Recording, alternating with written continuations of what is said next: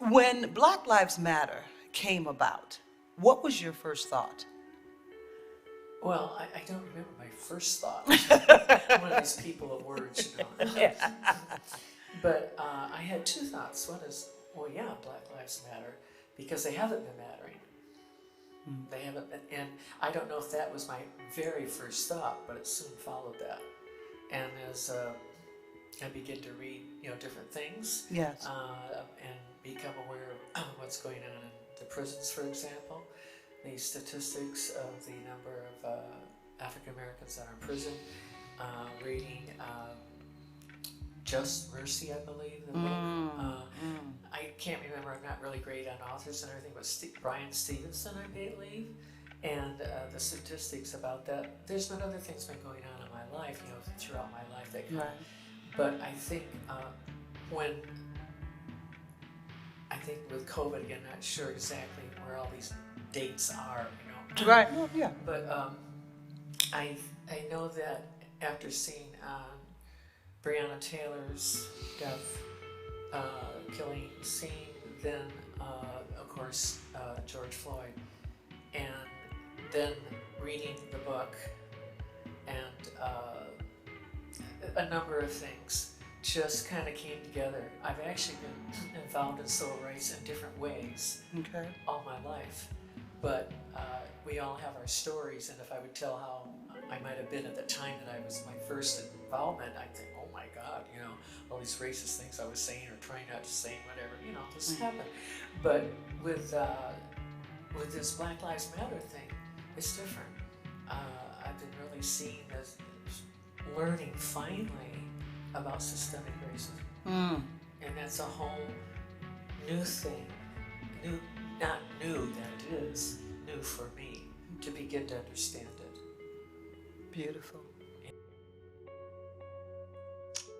Feeling that it was good that there was some other way of getting attention and getting rallying people to have a greater awareness of racism. I think from an education perspective, as an adult in education, I have been aware of the school to prison pipeline. I was aware that there are some systemic things in the education system that contribute. So I felt like, okay. But still, when it first came, and I also remember feeling, I had some thoughts already about the incident that happened in Ferguson, and I think kind of sparked it because Michael Brown. Because I remember there was some research that shows that in education the goal is to have no child left behind, no gap, and there's always been this gap that you can see in data between people of color and students of color and white students, and so there's all these different ideas about how to make it equal. However, the only real effective solution to that has been integration. Like they said, all of these different reforms over the last 50 years, really integration has been the only one that's really significantly changed and narrowed the gap. And so I remember in Ferguson, there was a move to try to have integration, and the district and the parents. And so I remember I had heard these board meetings and heard these parents, and I just thought, I can't believe I'm hearing this in this day and age. It feels like I'm listening to something that was like in the 60s with the civil rights movements. That kind of brought to my awareness, like, oh, this is nowhere near what I thought over. Like, this is nowhere near what I thought we were. And so I think in that way, Black Lives Matter served a purpose of bringing it to the forefront. And unfortunately, it's been fueled by the tragedies of these different killings. And so I remember feeling that just sorrow for that, or with Trayvon Martin or Jameer Rice, or all of and of course with George Floyd, Ahmaud Arbery, and all the listed names. It just, to me, it feels irrefutable. There's no denying that's been the experience. So I think the other thing that was good for me is that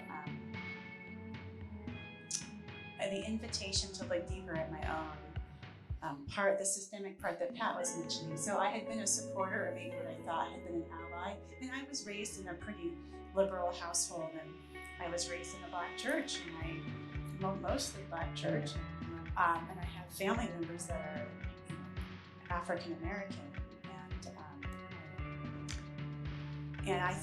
but I didn't have I really did not have an understanding of the nuances and my own participation and privilege. So I think that's been a gift from Black Lives Matter that's sparked more conversation about that and a deeper look into the smaller, nuanced ways that really create the structuralized racism. So. Awesome.